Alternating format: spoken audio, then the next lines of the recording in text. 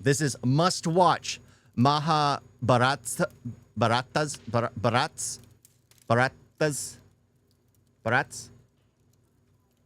Mahabharats. Bharats. Okay. Yeah. Mahabharats. Scientifically proven proof. History, not mythology. Well, that's the thing. It's just like, of course it's history. Just like the Iliad was proven to be history. I mean, everyone thought it was fiction. It was all mythology until they found the city of Troy. They're just like, oh, this is actually based off true story. We really like your reactions. Well, I would hope so. I would hope so. Or else you're just watching a crazy white American talk nonsense. Talk nonsense. Which technically is pretty much it. Don't pronounce, please. See, I told you. I shouldn't be pronouncing this stuff. Mahabharat war happened for 18 days. You know, in fact, Vyasadeva used that as 18 as a number, and you see it everywhere. 18 chapters of Bhagavad Gita, 18 Aukshohini battalions kind of thing fought, 11 on one side, 7 on another side. War lasted for 18 years. You know, they put some magical numerology number into it. 18 parvas of Mahabharat. So 18 Aukshohini, have you heard that word? Like a battalion. The modern day think of it as a battalion. So there were 18 Aukshohini, that much worth of soldiers fought during the Mahabharat war. 11 on the Kaurava side, 7 on the Pandava side. If you look at the Mahabharata descriptions of what that Aukshohini means, how many folks on horses and, you know, camels or whatever, and elephants, the total number for 18 comes out equal to 4 million male. Most of the, 100% of the people who fought were men. 4 million. 4 million, 40 lakhs. 40 lakh people. Okay. I want you to take this number, and in the engineering side, we are going to solve a lot of equations here. Equation number 1. So 40 million men fought for 18 days, and practically 99.99% of them died. That's what Mahabharata tells us. The estimated population, and you know, they keep on re-estimating because of modern new tools, right?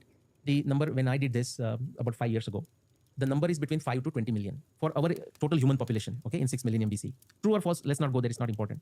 So for our exercise, I'm going to take it 20 million, the higher number. Now, in the Mahabharata, the people came from as far west as Syria.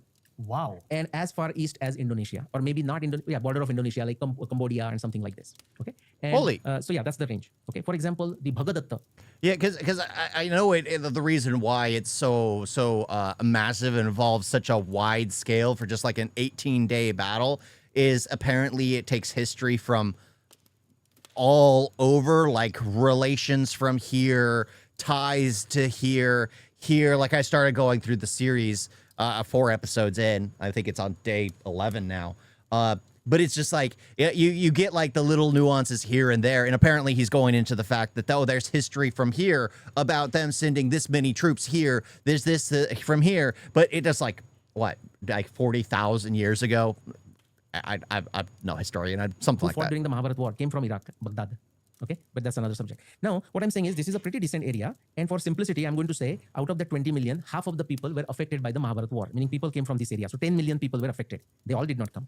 So if there are 10 million people who kind of related to the Mahabharat war, simple mathematics we can do is 10 million, in 10 million, 5 million would be women, 5 million would be men, a reasonable thing. Okay, now the interesting part. Out of that 10 million or 5 million men, 4 million men were gone in 18 days. What are we left with? 1 million men and 5 million women. What is that ratio? Ratio is 5:1, right? So suddenly there is this Y chromosome, the male chromosome, the patriarchal chromosome bottleneck.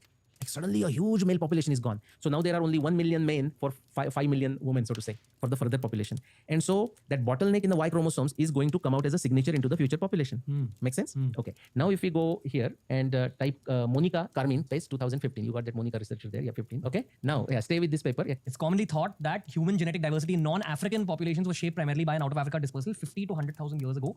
Here we present a study of 456 geographically diverse high-coverage Y chromosome sequences, which means basically men from different parts of the world. Yeah, Y chromosome is men. Yeah. Okay. Including 299 newly reported samples. Applying ancient DNA calibration, we date the Y chromosomal to most recent common ancestor in Africa at 254 and detect a cluster of major non-African founder haplogroups in a narrow time interval at 47,000 to 52,000 years ago. That's what I'm assuming. Yeah. Consistent with a rapid initial colonization model of Eurasia and Oceania after the out-of-Africa bottleneck. In contrast to demographic reconstructions based on mtDNA, we infer second strong bottleneck in Y chromosome lineages dating to the last 10,000 years. We hypothesize that this bottleneck is caused by cultural changes affecting variants of reproductive success among males. The last line they say it because they don't know about Mahabharata. So they are saying that something Happen happened in the reproductive. to guys. They're explaining, right? But it can't be possible that a bottleneck that So something happened. A bunch of men just up and disappeared. They were taken by the aliens, and then a whole gene pool kind of like shifted. happened only one other time in the last 50,000 years. Yes. Happened because so many men's penises stopped working. That's what they are trying to. Yes, possibly say, but basically. it doesn't make Yeah. sense. Even they are saying that we don't know why. Yeah, there was a disease that came around that made everyone like not work. Yeah, no, so many penises stopped working because they were dead in 18 days. Okay, we are going to look at that. Don't read too much into the diagrams below. Okay, but look at the colors. Like the sort of a blue color is for India, and you know those dot yellow is for Europe. If you notice, okay, the sort of a orange is like for what is that? Russian Siberia. area, correct, and so on.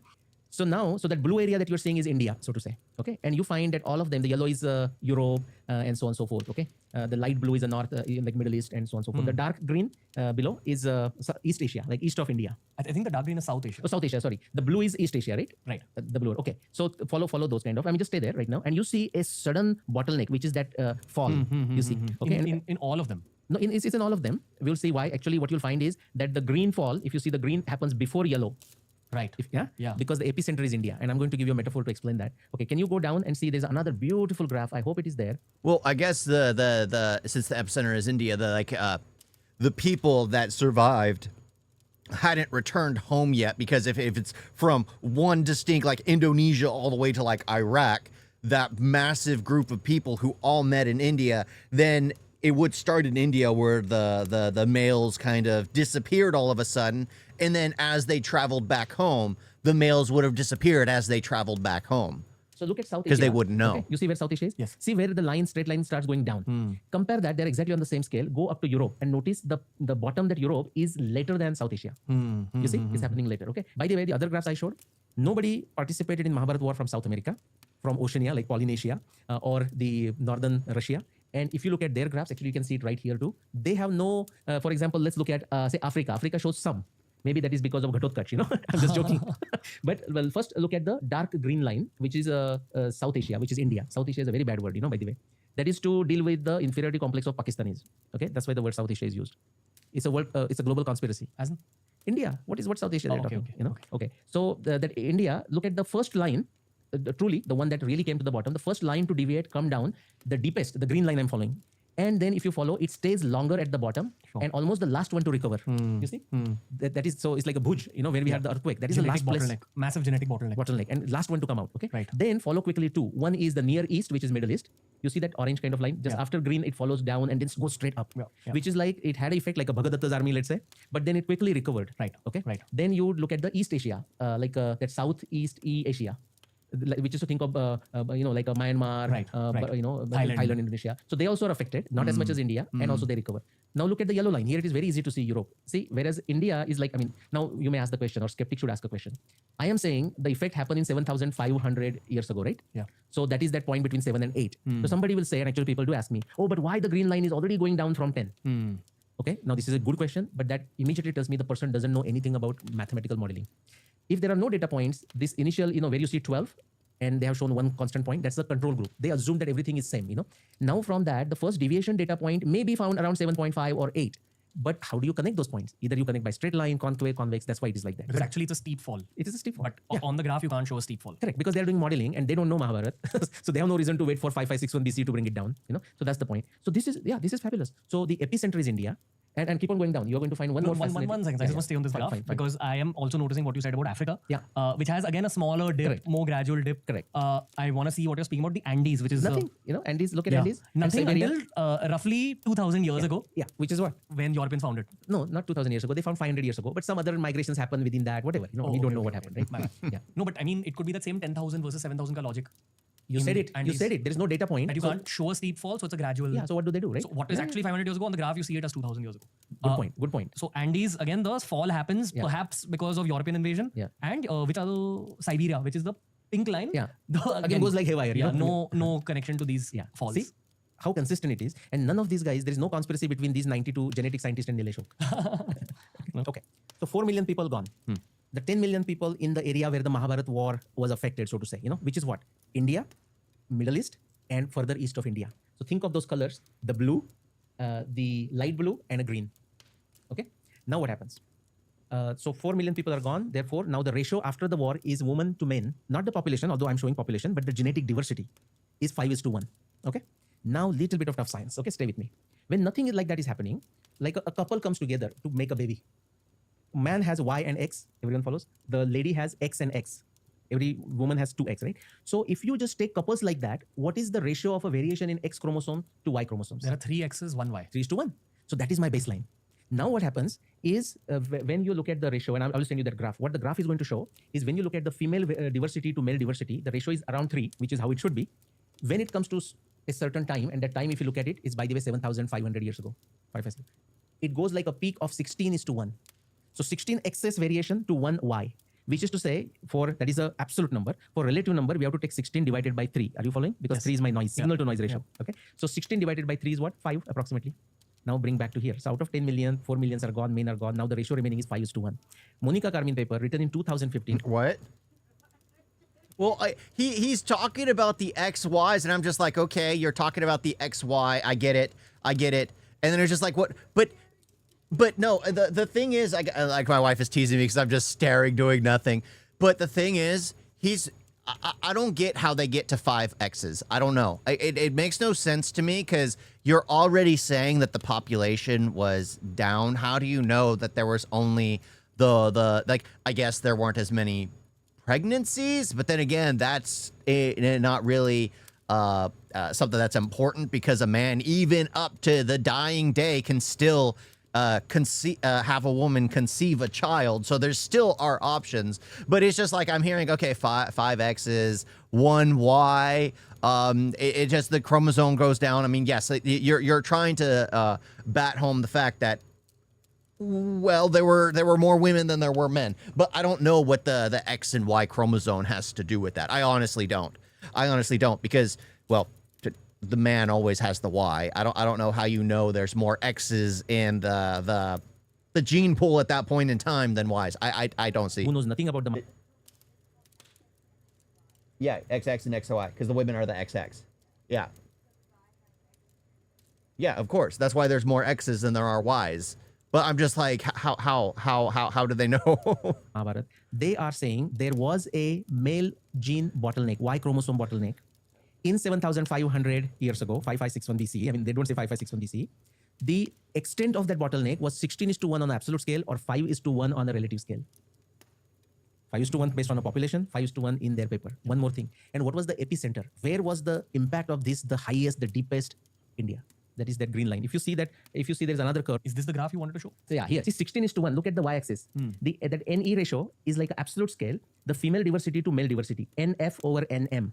So that peak that you see, if you draw the line from that ultimate peak, it will come to 7,500. Understood. Look at how wonderful is that peak. I wonder what happened on the previous peak, which is at 55,000 Yeah, years ago. Great. You asked, great. That will be another episode. Perhaps another My one. speculation is that is the Dasharadnya Yuddha described in the Rigveda. Of 10 kings. 10 kings. The That is war why of the 10 Dasharadnya. kings. Yeah. But see, correct, 10 kings. But the information about that Dasharadnya Yuddha is so little that I tried to do it. We cannot do much It's with it. too far back. Too far back. No, too far is not a problem. See, the only thing I get out of this is that people learned nothing about the finding the ruins of Troy. The only thing I get from this is people learned nothing about finding the ruins of Troy because I went to film school. I went to college for film, and I had an art history class. And like one of the most fascinating things to me was how Troy was discovered. It wasn't discovered by an archaeologist. It wasn't discovered by just the locals or anything like that. It was discovered by a man who read the Iliad, convinced himself it was real. A millionaire's son convinced himself, and at that time, a millionaire was like a billionaire at this time, convinced himself it was real, found like the actual location it could be in, and just dug a hole in the ground. Destroyed a ton of relics, destroyed the part of the wall itself just to prove that Troy existed. And it's like nobody noticed that and went like, huh, if this mythology turned out to be real, how many other mythologies are actually real? It's insane. It's insane. So anytime I hear about people talking about mythologies, I always assume it's a true story that has been taken and adapted over the years. Like from it was the Iliad and Odyssey were written by Homer, but he didn't write them. Well, he just wrote them down after they had been spoken from father to son, mother to daughter, like that, kind of like the Brothers Grimm. The Brothers Grimm didn't write those fairy tales. They just wrote them down finally, and they were tales that had been told. Maybe they were true stories at some point, just added upon over time to tell the child a tale of like a fear of the woods, fear of strangers, those kinds of things. It's so fascinating that people haven't learned to this day to listen to a mythology, hear the stories that are told, and just assume that the majority of the stories, like you can remove the divine if you want. You can remove a lot of that because you can remove Zeus, Apollo. You can remove all that from the Iliad and the Odyssey, like the Cyclops even probably. I mean, maybe they did fight someone in the Odyssey trying to find his way home, someone with one eye. But you can remove all that and still find history. The thousands ships that were sailed to the 100-year war, all that stuff. 10-year war? I forgot what it was. It's been a while since I read the Iliad. You can actually find the dates and times and locations just by reading. Just by reading and removing all the mythical elements from it. You could probably do the same thing.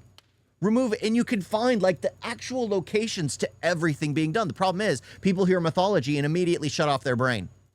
Immediately shut off their brain instead of going into, mythology, let me look into it. I mean, they've done the same thing with like the Bible. They go in and try to find the history of it all. Try to find the ark. Try and find the tomb that Christ was buried in. Try to find the Ark of the Covenant. They try to find all this stuff because they want to prove it.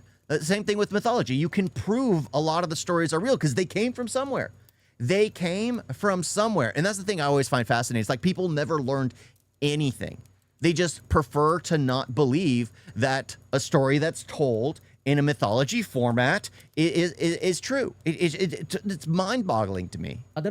My speculation was also like Parshurama getting rid of the wild Kshatriyas miscreants 21 times. Damn. Yeah, the male again, you know. Yeah, because you in Sanatan Dharma you don't kill off women. Correct. Yes. And one more thing I want to show you. This is very interesting. Just stay there on this graph. No, stay on this graph. Look, after 80 and 70, between 80 and 70, you see a fall in the other direction. Yeah, as in there's more males at these points. Yeah, correct. Like as if women died, right? Now there was a Toba explosion there.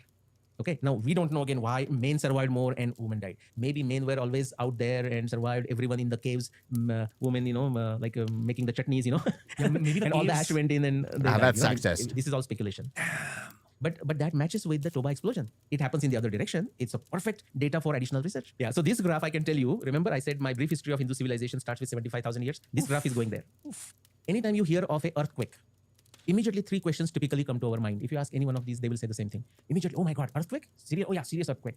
We ask how serious, meaning Richter scale. We say where did it happen? And we say when did it happen? Think of this, the Mahabharata war, as a genetic earthquake. How serious it is? 16:1 or 5:1. That is the Richter scale, genetic scale. When did it happen? 7,500 years ago. Where did it happen? India. And the West knows that it happened, but they don't know why. Now, the effect that you see on Europe, if I have those additional plots, I will show you that dip that happens or the change that happens in Europe is not in 7,500 years ago. It is about 2,000 to 3,000 years afterwards. Now, you tell me what happened. That the same descendants eventually gradually migrated out of India. Bingo. That is, these are the post-Mahabharat migrations. Now, is this just a guesswork? Of course, here That's what I said. Eventually they had to leave. That's why it took longer to recover and the others recovered quicker. genes is telling us, but it's not a guesswork. We have the evidence not only for human beings, we have a evidence for a migration of cows. The Zebu cows going to Middle East and further, and those times are 3000 BC, 2000 BC. The domestic mouse, this is something fascinating, I'm saying for all Indians, but jokingly I say people from UP also, because you take the gene pool of the mouse, the domestic mouse, and what is the importance of domestic mouse? It's directly connected with agriculture, established agriculture, because that's where it survives and stays. In farms. And in the houses, nearby houses, in our houses, going around, stored grains and so on. There are many varieties of domestic mice, but let's say there are 3-4 main varieties. They have gone all around the world, okay? But if you start back to the future kind of backwards and start going back after the gene, who is the father of this mouse and who is the father of this mouse and so on, it ends up in India, and within India, it ends up in UP. This is a Bonhomie paper 2007. There are multiple papers. That domestic Indian mouse is seen as far as South France and Israel, Ramayana times 12,000 BC, Mahabharata times 5,500 BC and afterwards. Mouse did not just fly and say, let me take a vacation in Switzerland. It went with the migrations, Wherever the humans went. where the human being. It packed itself in their luggage. So the mice are basically the mice are from India, apparently.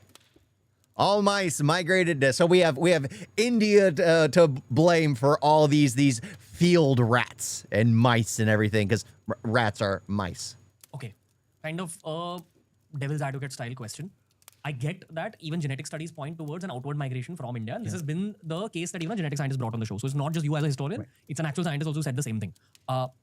My other question is that when we talk about India, okay, we usually visualize the Indian map. Some people might visualize the Akhand Bharat map, which is Pakistan, Sri Lanka, Bangladesh. Now, when you're talking about Mahabharat, this is the first time I've actually heard someone on the show visualizing a map of ancient Bharat that spreads from Indonesia right up till Syria. Now, Syria is like, these are the outskirts. Well, if you think about it, like even Indus Valley had that kind of reach far beyond, because there's the seafaring and everything. They had a massive reach, so it can include a massive amount. Absolutely. So it's easy to believe that. Absolutely. Because India isn't India. India is India now because of the, Britain and then the partition. That's how India came to be what it is now.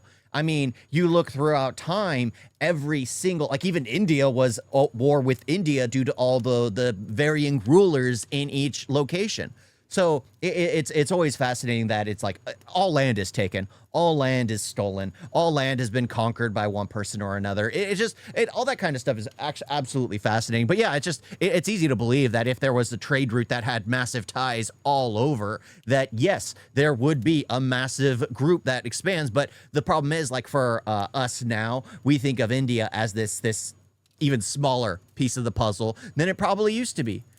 Indians were in middle of Silk Road just as China, and had empires of Hindu and Buddhist from Vietnam to Persia. Pretty sure we married, had children, worshipped, converted to local religions. Yeah, most likely. Most likely. I mean, India's always had a habit of moving out. I mean, the gypsies have originated from India and traveled up all the way into Europe.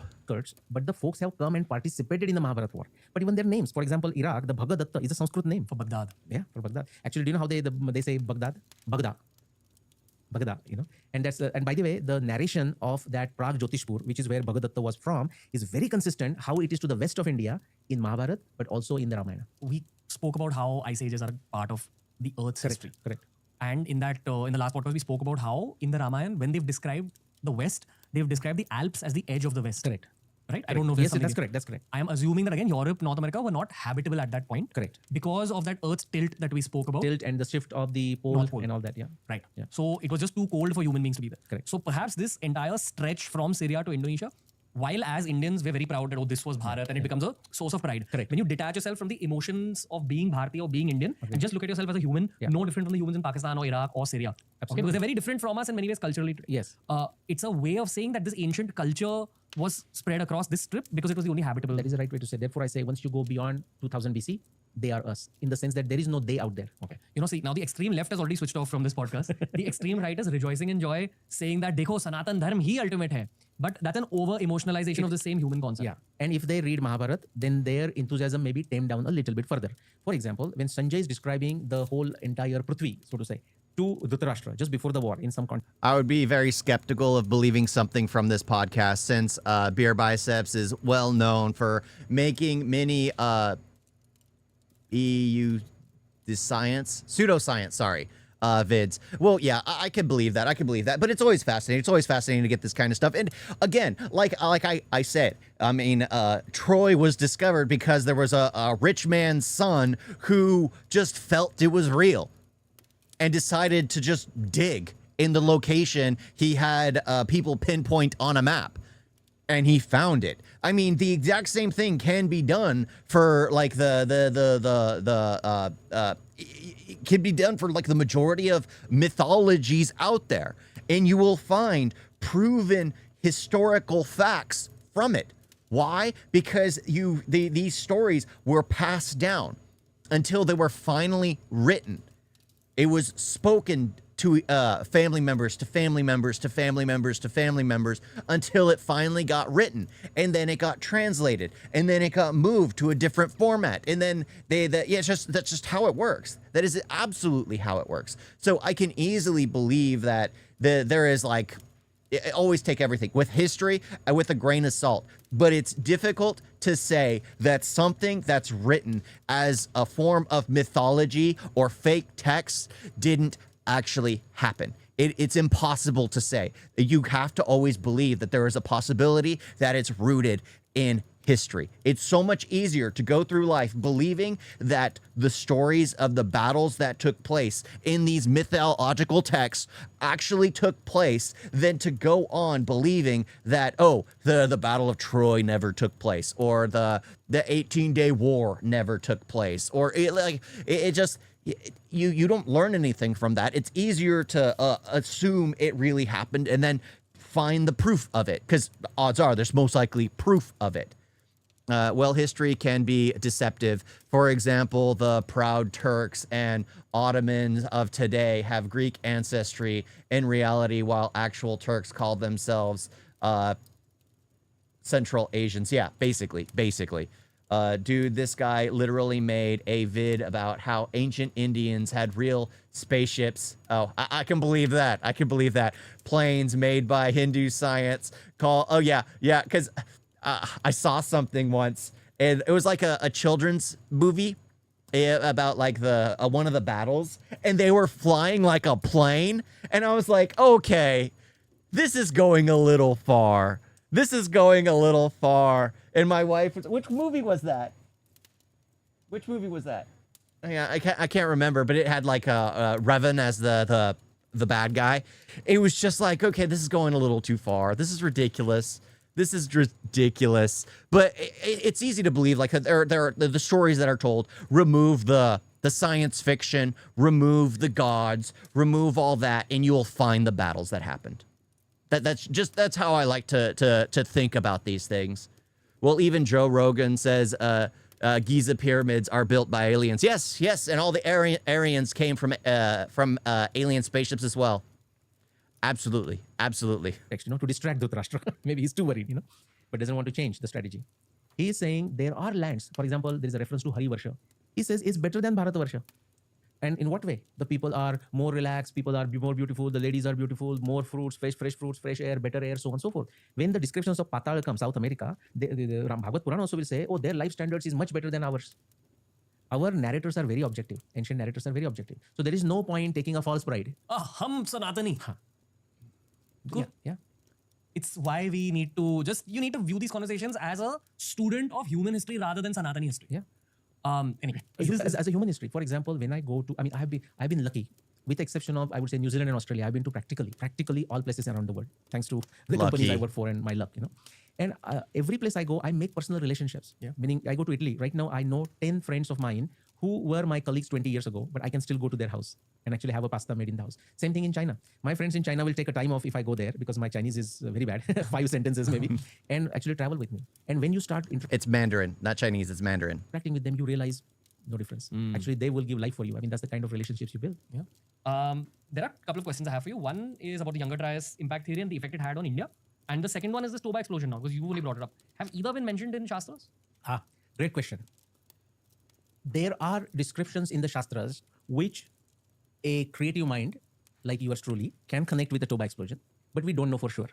I will mention one. Let's take one. There are few. In the Vana Parva of Mahabharata text, there is a sage Markandeya, and he's talking to Pandavas. They are in the Vanavas. And he's talking of ancient history. Now, sage Markandeya is described as someone who has seen many creations. That is... Well, Achilles was also believed to be only vulnerable on his heel. Yep. That's why when they created the movie, they had the shot miss and hit his heel first, and then he became... They included that in the film, of course, but yeah, it's probably believable that Achilles was just a great warrior.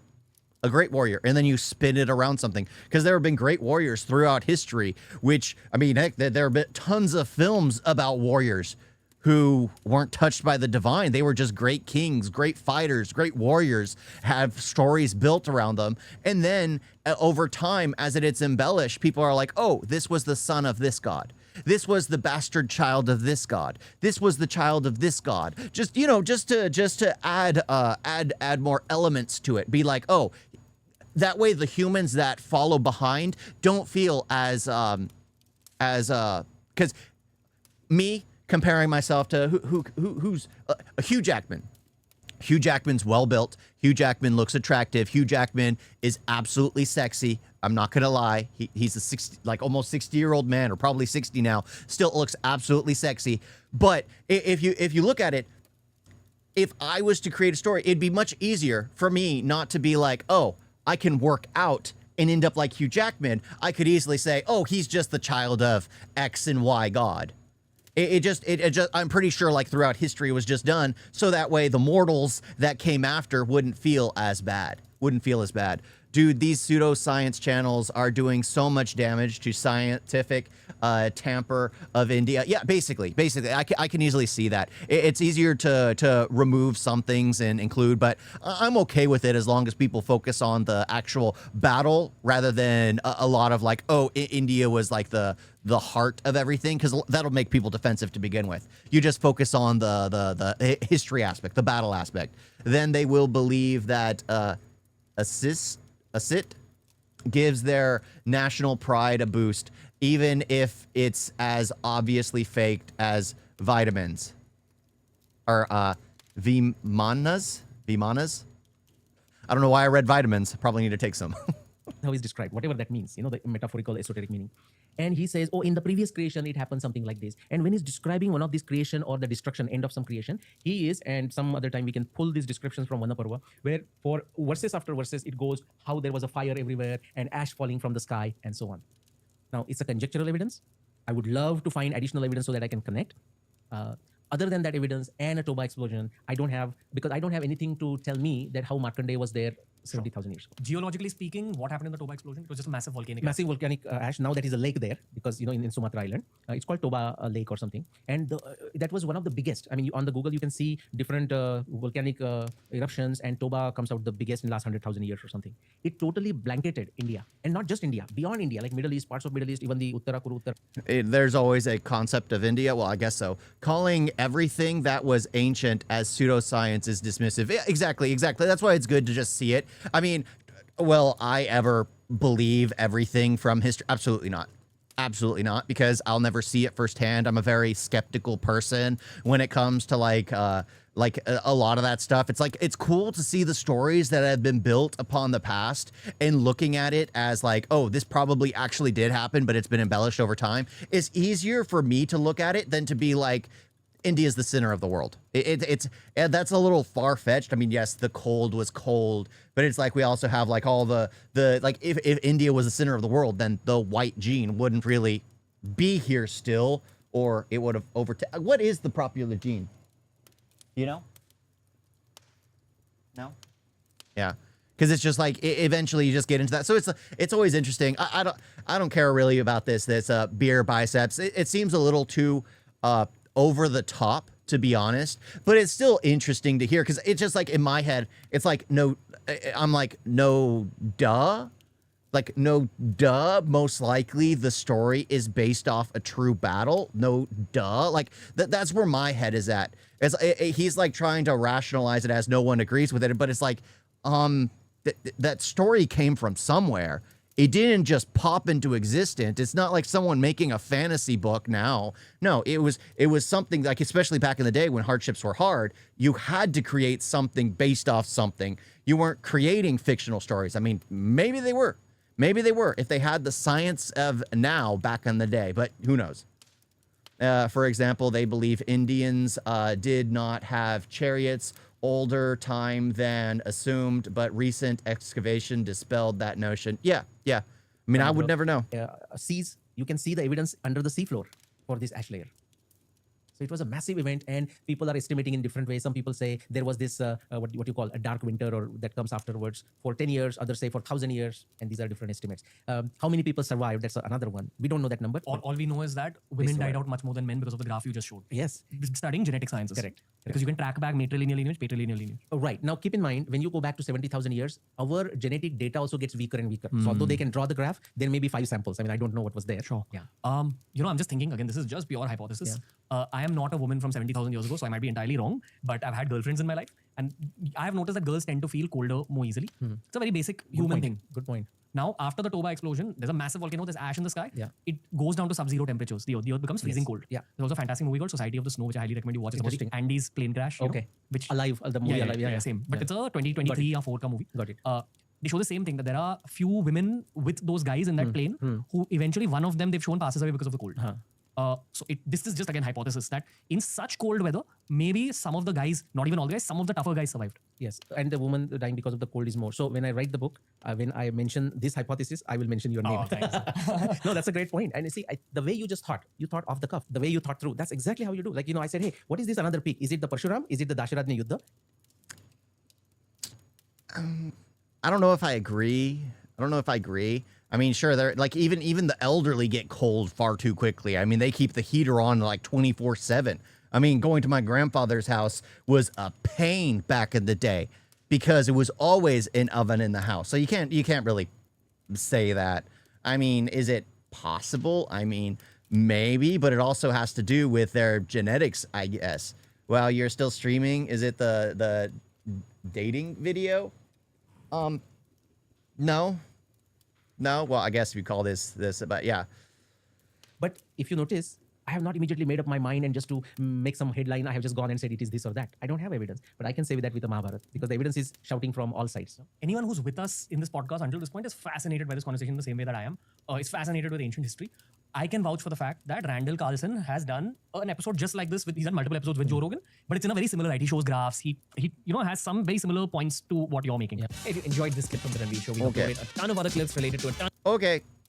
I mean, that's okay. That's okay. I mean, it's not like a mind breaking or anything, because to me, for some reason, I feel like it just seems like common sense to take something that's written, especially from so long ago, and just assume like a battle took place or something like that took place.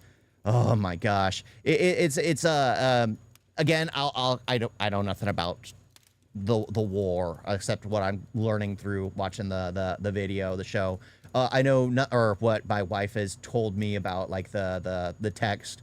But other than that, I mean, I'm not someone to really just look at someone say something and instantly believe it or be like, no, because it's just like, okay, well, he's done research, but has he done his research solely to prove himself, or has he done research to try and prove himself wrong? Because you have to go into research with both mindsets. You want to find the truth, but you want to make sure you're finding the truth, not your truth, because there is always confirmation bias when you're a researcher, because if you have in your head that something happened, you will try as hard as you can to prove that something happened instead of trying to find whether that something happened or not, which is a completely different way of looking at things. You always have to look at things, did this happen? Instead of looking at it, this happened, how will I prove it? That's two different ways of thinking of it. And I have a feeling that he goes into it that this happened, how do I prove it? Instead of like, how did it, or proving it happened. Instead of proving it happened, he's like, this happened, how do I prove it? Yeah, so again, I like it, but at the same time, I would be like, he seems a little too eager to prove everything to truly be like, oh, he didn't truly do his research wholeheartedly. He was just looking for his biased take, the things that could confirm his point of view. And again, there's nothing wrong with that. The problem is you need to be aware of that when you're listening to someone, because for me, that's how it feels to me. He's trying as hard as he can to prove it instead of trying as hard as he can to make sure it actually happened. That's just it. You guys got a video?